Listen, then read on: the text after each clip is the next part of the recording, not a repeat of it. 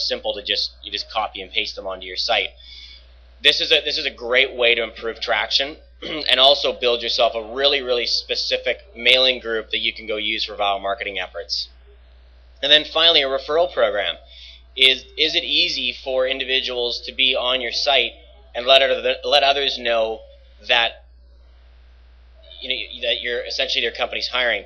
This links in with the Facebook page widget, because if someone goes to your careers site, maybe joins your Facebook page, right away in their home feed, it's going to show every single one of their friends, the high majority of which will be fellow classmates that they just joined the company XYZ campus recruitment Facebook page. It's a great way to drive referrals and drive viral marketing efforts. This is a screenshot, and I'm going to try to get away from the text here as much as possible. This is a screenshot of one of Microsoft's career sites. You can see here what they've done is this is a simplistic view, but they've got to meet our people, right? And so you can click on and meet the people that are working there. What do they do on a day-to-day basis? How do they make an impact on the company? You'd be surprised how far $1,000 and $1,000 and someone to come in and cut some video for you, how far that can go, and you can actually have this deployed very quickly. Meet our technology. This is what I was talking about, is what does your company actually do? Making it simple to understand, and the different components and what you sell is really important. A couple of my favorite career sites, and I'm going to reference one here in a second. One's a local company here in Vancouver by the name of Providence Security. They have, they're just marketing geniuses first off, but their career site is extremely well done, and you'll see a screenshot here in a bit. It's all video. There's a list of jobs that are open. There's the employment value proposition. They've done an excellent job of explaining what it's like to work there, why people work there, and giving you a really good insight into what the culture is like. Etsy, which is an online marketplace for arts and crafts. This is a company that some of you may have heard of. It's a Web 2.0 startup, and here's a screenshot of their careers page. The reason why I think this is brilliant is, number one, is obviously you see they've organized it by teams, and there's a next slide that'll really link into this. So you can see the different teams that they're hiring for and the types of roles within that. You can see on the left-hand side about Etsy, right? So Etsy's an online marketplace for buying and selling all things handmade, clothing, music, furniture, software, etc., etc. And it shows the growth there on a path. And the step right below this is, and we need your help to grow like this. So the message that sends to people, and the simplicity of this site, I think, is brilliant. It's not overbearing. There's not 15 different things.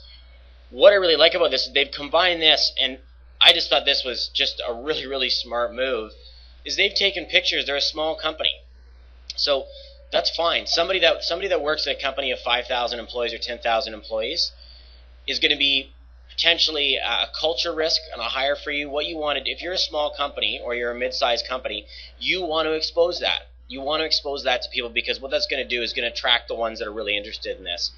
I just think this site's brilliant and so simple that it gives a phenomenal face to the organization. You go spend 2 minutes on this website, and you get a handle for what's the people make assumptions by looking at the pictures of people. This again, and we're actually going to be doing something similar internally on our website here very shortly that you'll see probably in the next month or so in a very similar fashion, is we want to introduce our company. We're not going to hide it. We're 18 people, and we're going to be, every month there'll be more and more people added to the specific teams. And you can see how they've organized the jobs via the teams, and you can actually go to the About Us page and see the types of people that are on this page. Again, it's phenomenal for employment brand. It's phenomenal for giving a little bit of snapshot on what the company's like. And somebody comes in for an interview, and so-and-so is meeting with them, they say, there's an automatic familiarity. So I wanted to reference this site in particular because I think what they've done is they've taken the idea of being a small employer, a small business, and they've really used it as a massive competitive advantage in employment branding. This is going to speak to a specific type of individual. The type of individual that says, you know what, cool, like this company, they've got all the employees' pictures on the website, or they're really clear, they're transparent around how they want to go grow. And again, you don't need to speak to 100% of the market. You need to speak to that 2% that's really going to care about what you do as a company. The next strategy I want to talk to you about is identifying key student groups to target. Historically, the way this has been done is your organization may be a situation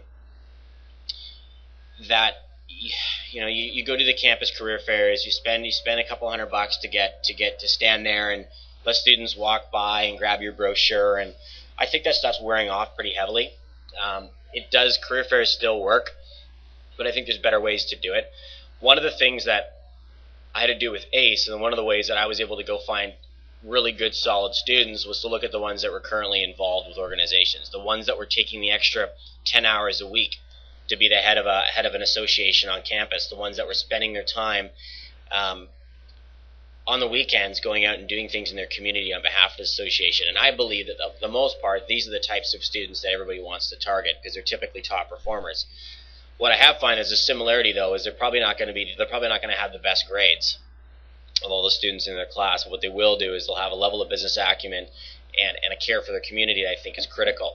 So a couple of them just to throw out, and I apologize, I've kind of geared this a little bit obviously towards Canada. There is some crossover in the United States here, because I do know we have a couple of people from the States on this call. First one is Engineers Without Borders. Have a look at this. They've got chapters all across Canada and all the major universities. This, besides the Engineers Student Association, the Engineering Department Student Association, this is a great pool of people to go target. The other one I want to mention is the organization that I was previously with, Advancing Canadian Entrepreneurship. The way these organizations typically raise their money is corporate HR really wants access to these people, so they come in and sponsor it. Now, there's unique opportunities on a micro campus level to get involved with these groups, and I'm gonna comment on that in a second. So those are two organizations that I know have got really good talent across the country on a pretty consistent basis. Along with that is the student associations. So the thought is instead of going out and trying to target the entire campus, is go in and look for these individuals, and these are two very specific associations that you can use, but then also gearing into the actual student associations themselves. I mentioned here a $500 annual sponsorship can go a long way. I do know this firsthand, that if a company wanted to offer $500 to a student group, a local one, to be able to speak a couple times a year and to get a good logo on their website, you're going to get huge return on this. And companies don't do this for whatever reason. They don't go target those individual campuses and specific student groups that you want to go target. I can't even, this, if anything, if I give you anything from today, this is probably the highest return strategy and tactic you can possibly go deploy, is find these student groups that are top notch that you want to go recruit from, and instead of trying to try to talk to the entire campus, talk to the ones that are the leaders in the classroom, and they're typically found in these types of organizations, and they're typically on the board or the student group executive team. The other thing I was going to mention is there are a lot of the accounting clubs across Canada that I'm going to mention here in a second. If you're looking for accountants, they typically have Ernst & Young and Deloitte & Touche and PwC and KPMG sponsoring them. What you can actually do, and I haven't seen anybody do this, is they've all typically got Facebook groups, and they're using their Facebook groups to communicate out with their membership. So if I can step back and explain that for a second, student groups, there's one core challenge, and again, I'm speaking from absolute experience on this, is they have no real way to go and communicate with their members and manage events and so forth. The Facebook application has become their Uber application for how to go manage members and how to go manage communications internally. I have not seen anybody yet go approach a student group and say, we want to sponsor your Facebook page. And it goes far beyond the actual careers web, or their actual student website, because more people are using the Facebook page and the Facebook group to communicate than anything.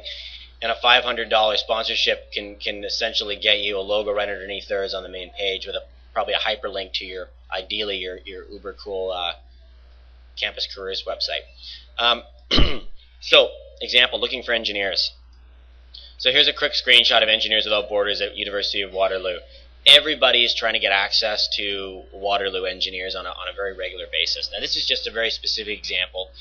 Now, Engineers Without Borders, University of Waterloo, what you need to do here is, instead of trying to go out and find those one or two engineers at Waterloo that are interested in your company, is you can go find these student group websites. and you'll see the events that are coming up. You'll see that there's the About Us page that you can obviously go click into and see who the key executives are. You can see what they're doing. You can get an idea of how many members, what they stand for. This is a great tool, and again, I'm comparing this to the act of standing in a massive careers fair, standing there waiting for students to come by. In comparison, the ROI on an activity like this is going to be tenfold. So I went into Facebook and I typed in EWB, Engineers Without Borders. I want to see what groups came back. There was 175 groups that came back that were related to Engineers Without Borders, all geographically based, some global groups that numerous people sign up for. But what this does here is you can, again, as I mentioned, the high majority of these student groups are using the Facebook application as their core tool to communicate and manage. So finding these people are very easy, and you can actually see how many members do they have, how big is the group, is it worth sponsoring, and so forth. So I'm going to touch back on the use of Facebook here in a second, but the next piece I want to talk about is leveraging the web to connect with top students. So the key point that I want to mention about this, and I've got a line here. I mean, some of you on the call may have read The Tipping Point. It's one of my favorite books, more from a marketing perspective than anything. Beer companies have really been trying to figure this out for years, what this concept and this idea of who do you have to go connect with and who do you zero in on at a campus to really leverage your employment brand and give experience to. If you give a really good solid experience and you reach out to a small group of people, the entire campus will know overnight. Now, there's no specific process to this. There's really, it's more of an art than a science. Although Malcolm Gladwell would disagree with that. What Facebook does in the actual strategy of targeting student groups, the play on that, and the reason why you would do that is you can go funnel and focus your marketing spend and your campus recruitment budget on key student groups. And I will absolutely guarantee you right now that the top students on those campuses are more likely than not involved with student groups. They're involved as members, or they're involved on the executive team. And I'd even zero it down even more so to the executive team. If you go speak to the student president of one of these groups, you can see they just, number one, again, I'm generalizing here a little bit, but at the same time, I think it's a fairly accurate comment, is they've got phenomenal, when they say something, they do something everyone else recognizes. And again, the beer company's been doing this for years. They're trying to go find that one person at the beta frat house that if they drink kokanee beer, everybody's drinking kokanee beer. And I think the same way is companies need to go find those 5 or 10 individuals on those campuses by using the strategy of focusing on the student groups and the people that are on the executive teams and so forth as these individuals to build relationships with. And what will happen is your brand will really start to be able to grow, and giving a very clear opportunity, if you back that up then with a really clean, simple way to stay interested in your company and a warm phone call, I believe for a very low amount of money, you've got an extremely effective, scalable, and a program that's going to have high return on investment. So just list Malcolm Gladwell basically talks about mavens, right? People who have all the info. So mavens are, I would typically consider mavens as students who are on the executive team at some of these student groups. They're the ones that are connecting with industry. They're the ones that are getting phone calls. The connectors are the ones that really link you up. So the connectors are the ones that it's if the student president knows about your company and your unique value proposition, your desire to hire 15 engineers in the next 12 months out of this campus, then the connector is the one who's going to go tell everybody.